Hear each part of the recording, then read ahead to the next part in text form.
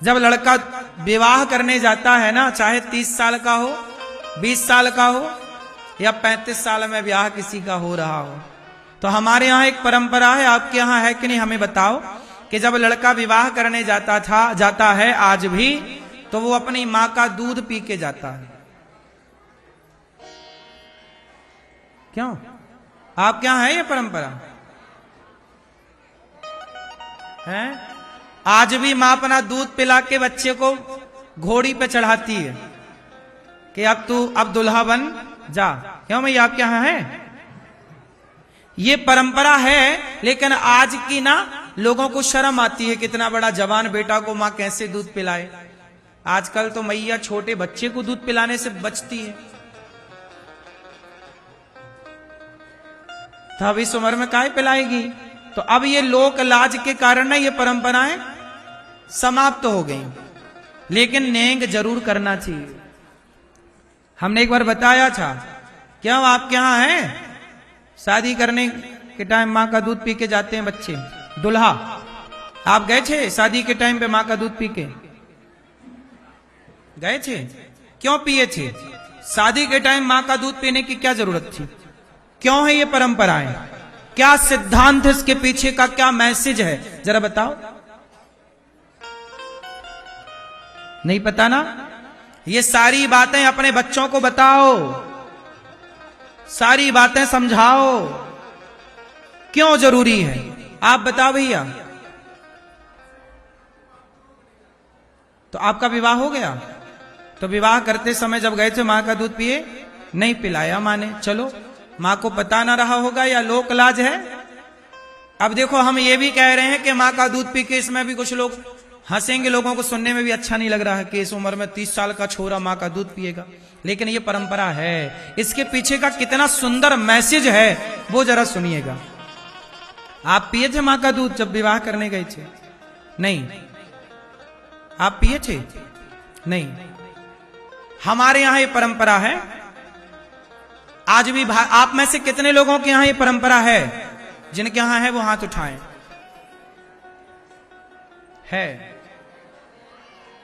अब सुनो कारण, अब इसका रहस्य बताता हूं, कितना गहरी बात है ये। हर माँ बाप अपने बच्चों को बताए, और आप भी अपने बेटे का ब्याह करना तो ये परंपरा निभाना, और केवल दूध पिला मत देना, दूध पिलाने के पीछे की पूरी कथा सुनाना। पूरी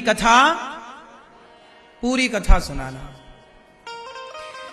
जब भगवान श्री कृष्ण जब 10.5 साल की आयु में यहां से गए ना, और जेल में थे देवकी माता, तो देवकी मां ने तो अपना दूध पिलाया ही नहीं था ना कृष्ण को, यशोदा मां ने पिलाया था, क्योंकि वो तो जन्म लेते चले गए।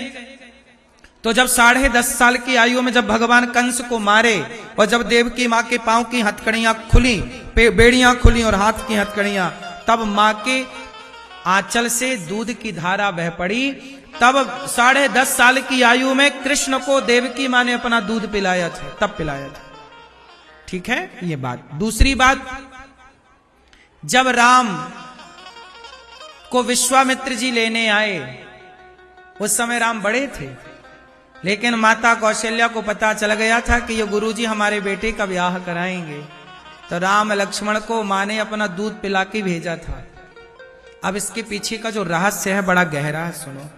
मानो माता जब दूध पिलाती है ना दुल्हा को, मतलब अपने बेटे को जो दुल्हा बन रहा है, उसे दूध पिलाकर मां ये कहती है कि बेटा देख, तू इतना बड़ा हो गया है, तू इतना बड़ा हो गया है कि अब तेरा विवाह होने वाला है, कल दुल्हन आ जाएगी, तू एक पति बन जाएगा, कुछ दिन के बाद तू एक पिता बन जाएगा, लेकिन देख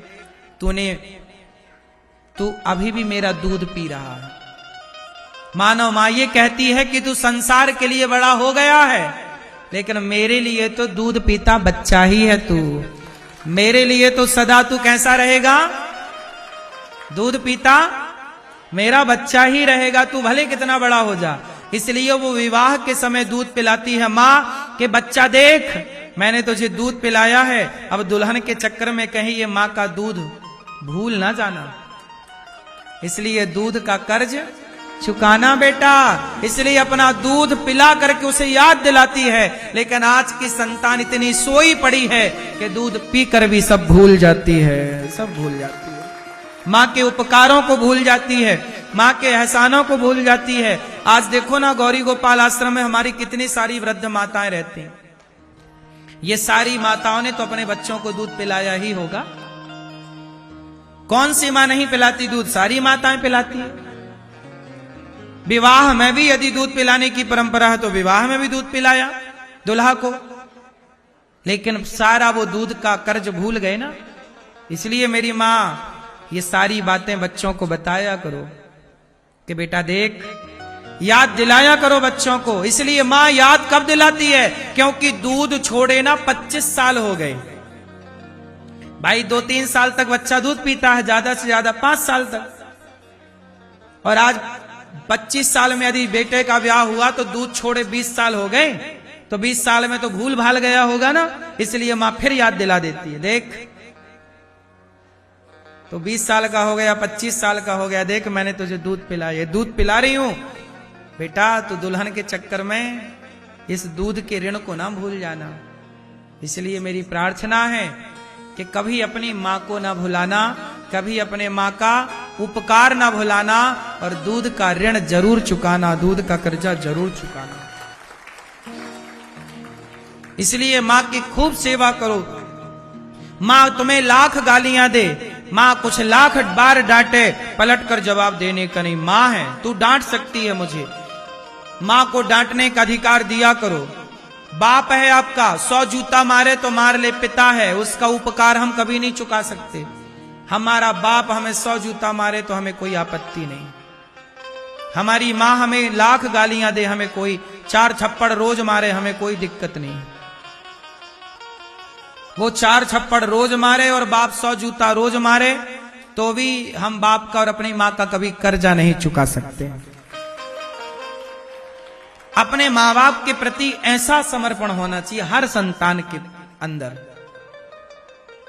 आजकल के लोग उपकार भूल जाते हैं।